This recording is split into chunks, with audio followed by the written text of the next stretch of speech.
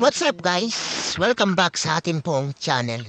So dito, mag-unboxing po tayo ngayon ng tumbler. So makikita po natin dito, ay ang kulay ng tumbler nito ay aluminum. So ang laki nito ay 1.5 liters. Tamang-tama lang po ito, lalo't higit sa mga gumagamit ng mga sa construction worker.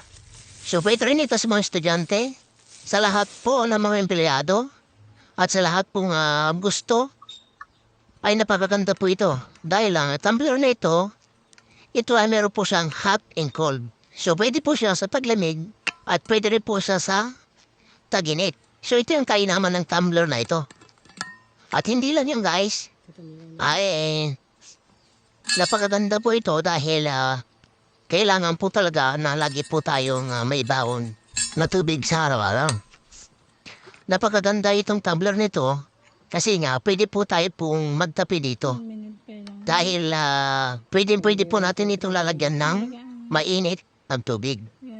So ang capacity o ang tagal ng init ng tubig pag ilalagay natin sa tumbler ay umaabot po siya ng 8 hours.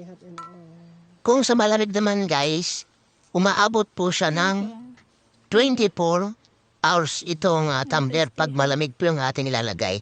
So ito yung napakaganda sa tumbler.